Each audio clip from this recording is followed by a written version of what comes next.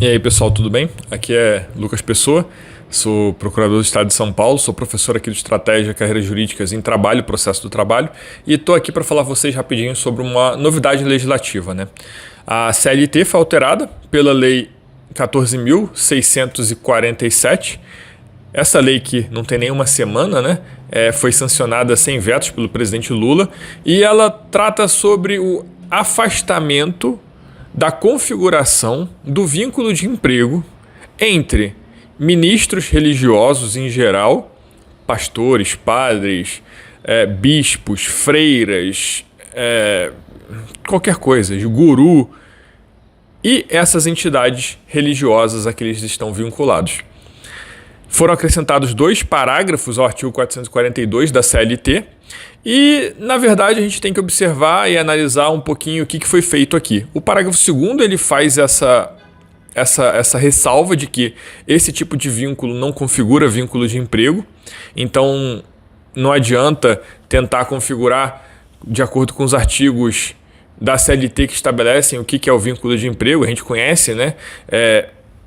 Subordinação, habitualidade, onerosidade, pessoalidade, prestado por pessoas físicas. Esses elementos são os caracterizadores da relação de emprego, mas aqui a CLT vai e afasta quando tem esse cunho religioso nesse vínculo da pessoa com a instituição religiosa. A ideia aqui é o quê? É que aqui tem um chamado espiritual, tem um caráter voluntário, tem um objetivo em comum de tentar pregar a religião, o culto, qualquer coisa para mais pessoas.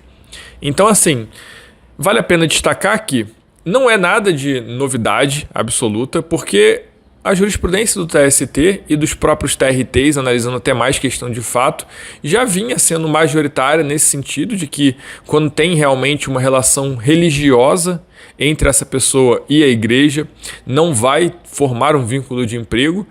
A jurisprudência anterior, mesmo sem previsão legislativa, considerava que faltaria então algum tipo de elemento da relação de emprego. Falta a onerosidade, já que não tem recebimento a um trabalho voluntário. Ou então falta subordinação jurídica, já que aqui não há uma subordinação a um empregador, mas sim um chamado para atuar em nome da fé.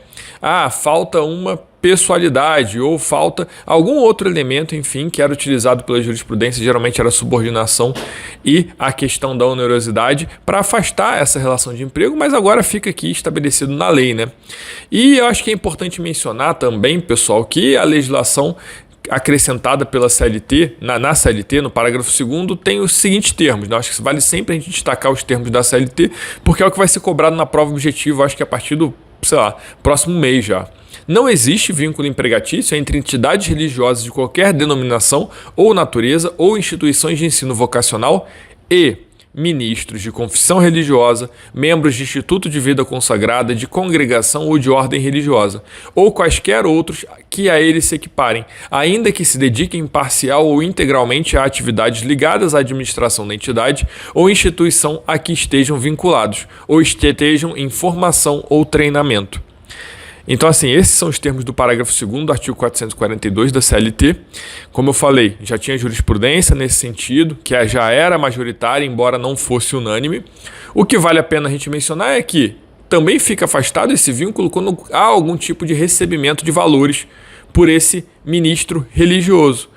Pode ser a título de dízimo dos fiéis, pode ser a título de ajuda de custo. O que importa aqui não é o fato de não receber ou receber qualquer valor, e sim o fato de ter uma relação religiosa, um chamamento espiritual, coisa similar. Observação: o parágrafo 3º, acrescido ao artigo 442, ele coloca na CLT também algo que a jurisprudência já trabalhava, que é o seguinte, ele fala: o disposto no parágrafo 2º não se aplica no caso de desvirtuamento da finalidade religiosa e voluntária. Isso daí já constava em alguns acordos do TST, é a ideia de que não é porque se trata de uma instituição religiosa, do ponto de vista formal, que não há nunca a formação de vínculo empregatício. Pode ser, primeiro, que essa entidade religiosa contrate pessoas para fazer limpeza, para fazer segurança, para fazer diversos serviços aí que são atividade meio, digamos assim, da igreja.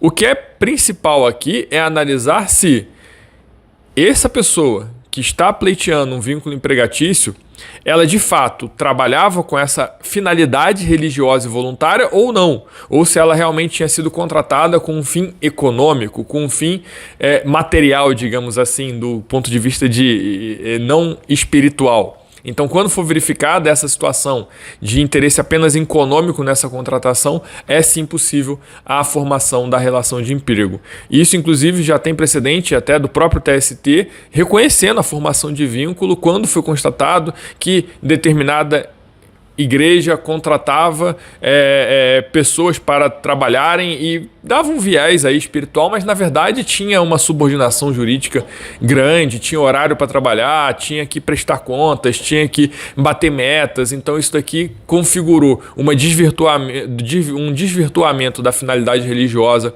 e voluntária e configurou aqui um aspecto econômico que teve então um vínculo econômico reconhecido.